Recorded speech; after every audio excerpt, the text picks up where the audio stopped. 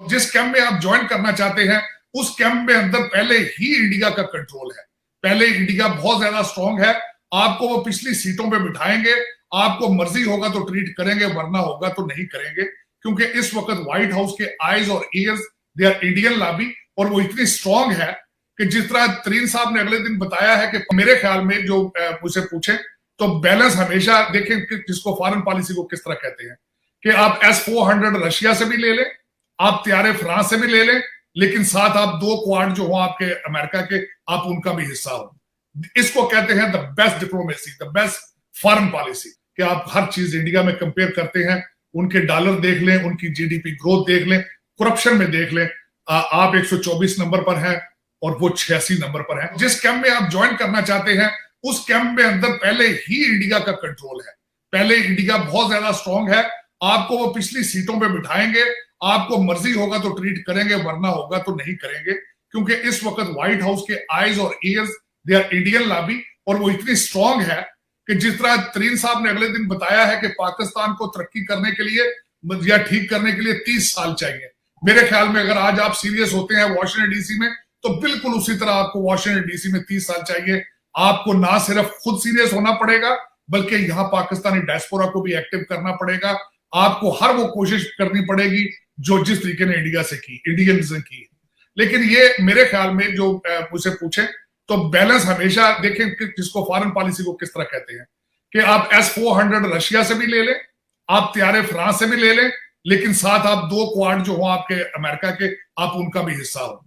इसको कहते हैं the best diplomacy, the best foreign policy. मैं हमेशा ये चीज समझता हूं कि अगर आप कोई नई चीज ना कर सकते हो तो आपको चाहिए होता है कि किसी अच्छी चीज की कॉपी कर ले। लेकिन ये शायद ये नहीं हो रही है पाकिस्तान के अंदर। पिछले आज की बात नहीं करूंगा मैं, ये आजकल का कंपैरिजन तो ये था, मैं बड़ा फैन हूं जावेद चौधरी साहब का। उन्होंने कंपेयर किया था कि आजकल लोग करप्शन और बेवकूफी को कंपेयर करते हैं, लेकिन मैं कंपेयर करता हूं करप्शन, बेवकूफी प्लस करप्शन। तो ये इसका तो जोड़ ही नहीं है। क्योंकि जो मेरे ख्याल में पिछले जो 2 रजीम थी वो यहां से लंदन जाती थी फिर वापस आ जाती थी। ये वाली रजीम जो है इसमें से ज्यादातर लोग वन वे टिकट पर जाएंगे, वापस आने का सोच के नहीं जाएंगे। क्योंकि जो डॉलर के हालात आपके, और जिस तरीके से मेरी जो खबरों के हिसाब से इस वक्त जो आपके कई स्ट्रॉन्ग डिसीजन मेकर्स हैं वो अपनी प्रॉपर्टियां बेच रहे हैं, भागने के लिए तैयारियां हैं। डॉलर जो ही कहीं से मिलता है फौरन लेके ट्रांसफर हो जाता है दुबई या लंदन। इस वक्त आपके इंटरनल प्रॉब्लम में आपने देखा होगा पिछले जो 2 महीने से, चाहे वो ISI की अपॉइंटमेंट हो, चाहे EVM हो, चाहे TLP हो, चाहे TTP हो, चाहे NAB हो, आपने 30 साल का टाइम बता दिया लोगों को। महंगाई के हालात ये है, आपके मिनिस्टर मुसलसल कहते रहे कि हमारे तेल के कुएं नहीं है, लेकिन आपके चीनी के कुएं हैं। और आज वो वहां भी धोखा हो रहा है। और सबसे बड़ी बात है अब आटे की भी किल्लत है। और इस वक्त जिस तरह आपने बताया राशनिंग शुरू हो जाएगी गैस पे, तो इस वक्त गरीब का बच्चा जो है इस वक्त बिल्कुल किसी तवज्जो देखे। अभी रिसेंटली जिस तरह आपने खुद फरमाया जज साहब के ऊपर जज साहब की बात आ रही है, लोगों की बिल्कुल तवज्जो नहीं है, क्योंकि लोग मफलूज हो चुके हैं, लोगों की सोचें मफलूज हो चुकी हैं। जो 2 वक्त का खाना खाते थे वो इस वक्त 1 वक्त का खाना खा रहे हैं। तो जब पेट खाली हो तो फिर आप सियासत के बारे में नहीं सोचते। लोग सुबह की खाते हैं, शाम की फिक्र में पड़ जाते हैं। लेकिन ये खतरनाक ट्रेंड है। मैं यहाँ पे एक और बात कोट करना चाहूंगा कि जिस तरह गार्डियन ने अगले दिन आर्टिकल लिखा है और तकरीबन हमारे हर एंकर ने उसको ट्रांसलेट करके बताया लोगों को कि इस वक्त पाकिस्तान में महंगाई दुनिया का 4थे नंबर पर आपका नंबर है महंगाई के हवाले से, और उसमें कोई relief, there is no relief in sight. तो ये एक सख्त बड़ी बात है। महंगाई इंटरनेशनल ट्रेंड है, मैं मानता हूं इस बात को, क्योंकि सप्लाई चेन टूट चुकी है कोविड की वजह से। लेकिन मेरा इसमें गुजारिश ये होती थी कि अगर खान साहब अपना मैंडेट डिलीवर किया होता, अगर शहजादे ना पाले होते, इन्होंने डुअल नेशनल कैबिनेट ना बनाई होती, आज कौम के सामने खड़े होते, अपने पेट पे भी पत्थर होता तो लोगों ने भी पेट पे पत्थर बांध लेना था। लेकिन अगर आप अरबपति शहजादों को साथ लेके घूमेंगे 50-50 करोड़ की का फ्लीट गाड़ियों का लेकर, तो लोग किस तरह पेट पे पत्थर बांधेंगे। आज यही अलमिया है। ये सिर्फ आपका नहीं है बल्कि हर डेवलपिंग करप्ट कंट्री का यही है। मैं हमेशा शायद आपको पहले भी बताया था कि आप हर चीज इंडिया में कंपेयर करते हैं, उनके डॉलर देख लें, उनकी जीडीपी ग्रोथ देख लें, करप्शन में देख लें, आप 124 नंबर पर हैं और वो 86 नंबर पर हैं। तो वो भी लोगों को बताएं कि क्या हो रहा है। लेकिन इस वक्त आप बिल्कुल you are in a free fall, you are leaderless, you are without guideline. आपको बिल्कुल नहीं पता आपके आखिरी जो आज की एडमिनिस्ट्रेशन है वो आखिरी अपना रिटायरमेंट पैकेज IMF से लेके तो वो उस पे अपना रिटायरमेंट पैकेज बनाएंगे ना, वो कौम तक जाएगा। मेरा सबसे बड़ा क्वेश्चन ये था कि 120 अरब रुपए की सब्सिडी देना बात नहीं थी, लेकिन ये एक बहुत बड़ा टास्क था कि वो सब्सिडी से जनरल मैसेज किस तरह मुस्तफीद होंगे, वो एक आम आदमी तक किस तरह पहुंचेगी। सब्सिडीज तो आप पहले भी अपने शुगर माफिया को देते रहे हैं, बड़े अरसे से देते रहे हैं, लेकिन ये मेरा क्वेश्चन था कि वो 120 अरब रुपए की सब्सिडी आम आदमी तक नहीं पहुंचेगी, आपके दोस्तों में ही वो गुम हो जाएगी। तो आज भी यही अलमिया है। का सबसे बड़ा इस वक्त जो इशू है करप्शन, करप्शन एंड करप्शन।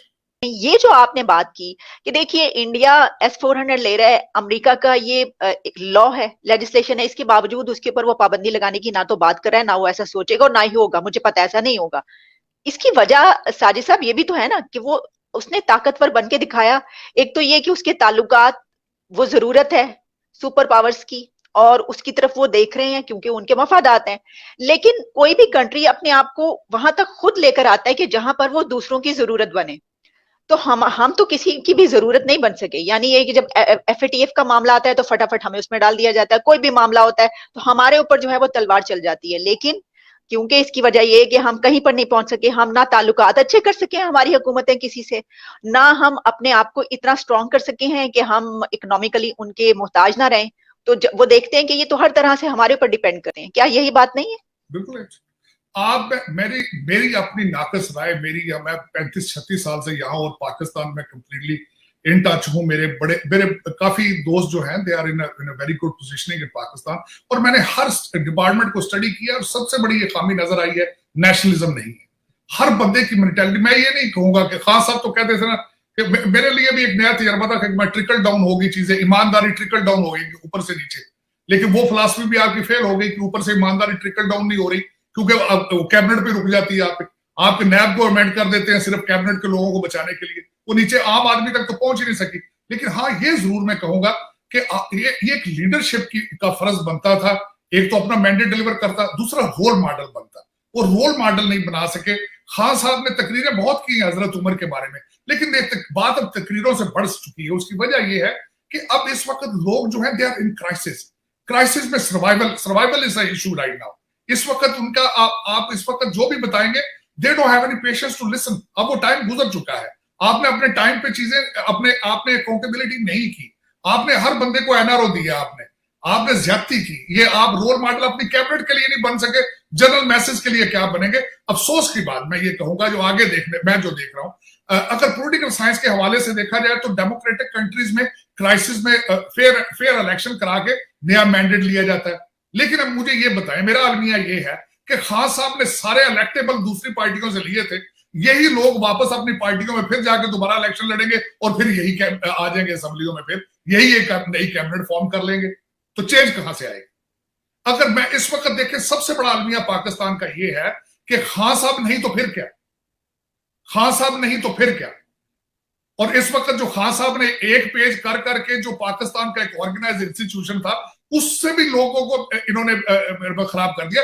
सबसे ज्यादा नुकसान खान साहब के इस टोटल गेम प्लानिंग में सबसे ज्यादा नुकसान हमारी एस्टेब्लिशमेंट का हुआ, क्योंकि इन्होंने क्या क्या कि एक पेज इनको इलेक्टेड क्या क्या कि अपोजिशन ने भी एक ऐसा माइंडसेट बना दिया, ये तो डूबे सनम, वो साथ दूसरों को भी खराब कर रहे हैं। इस वक्त तो इशू ये चल रहा है। देखिए, डिप्लोमेसी तब आती है, फॉरेन पॉलिसी तब तवज्जो दी जाती है जब आपको अवाम का वोट ऑफ कॉन्फिडेंस हासिल हो। इस वक्त आपकी कैबिनेट इस्लामाबाद से बाहर नहीं जा रही, आपके MNA हलकों में नहीं जा सकते, फेस नहीं कर पाते जो हालात चल रहे हैं आपके। आप मुझे ये बताएं, डॉलर भी 200 तक जाएगा, आपका पेट्रोल भी 200 पे जाएगा, आपकी चीनी भी 200 पे जाएगी। इसको रोकने के लिए कोई फार्मूला किसी के पास है? नहीं है। तरीन साहब, मैं हैरान हूं, ना वो लीडर है, ना मैं समझता हूं वो ना लीडर है, ना पॉलिटिशियन है, ना टेक्नोक्रेट है। आपने अपनी फ्लेवर मानने को आपने 30 साल बता दिया यार। तरीन साहब, आपकी एज, आप 3 साल जिंदा रहेंगे? आपकी एज मेरा ख्याल मेरे आसपास होगी। मुझे तो कोई यकीन नहीं मैं 30 साल जिंदा रहूंगा। लेकिन आपने एक ऐसी कौम को 30 साल की बत्ती दिखा दी आपने कि 30 साल चेंज लगेंगे। आप कैसी बात यार, कैसी बातें करते हो? 70s में 80s में चाइना का देखे मॉडल, अगर उन्होंने पिछले 35-30 साल में जीरो से निकल के आप दुनिया की सेकंड पावर बन गए, तो आप पाकिस्तान को चेंज करने के लिए आपको 30 साल चाहिए। आप किस किस्म के इकोनॉमिस्ट हैं? आप मेरी नजर से बाहर, मेरी फैम से बाहर है। आप कई चीजें, मैंने कई इकोनॉमिस्ट से ये चीजें डिस्कस की हैं।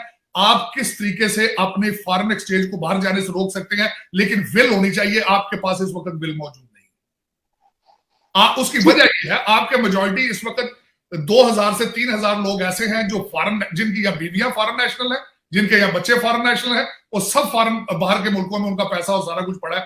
वो बिल्कुल इस तरह उड़ते हैं जिस तरह वो परिंदे उड़ के वापस अपने घरों में चले जाते हैं। आप एक अभी लॉ ये पास, अभी एक कानून बना दिया जाए कि फॉरेन नेशनैलिटीज जो भी, चाहे एस्टेब्लिशमेंट, ब्यूरोक्रेसी, जुडिशरी, पॉलिटिशियन, ये जब बाहर जाना हो, बाहर के दौरों पे, तो परमिशन लेकर जाए। अकाउंट नहीं खुला सकते फॉरेन, आपकी आधी बीमारियां ऐसी ठीक हो जाए। लेकिन ये कौन करेगा? फरिश्ते करेंगे। लेकिन आज तक मुझे ये शौक रहा है आलिया कि मुझे कोई पाकिस्तानी ऐसा मिले जो, जिसमें मुझे नजर आए कौमियत, वो कि यार मैं पाकिस्तान आए मिलके पाकिस्तान बनाए, सच्चे दिल से करें इसको।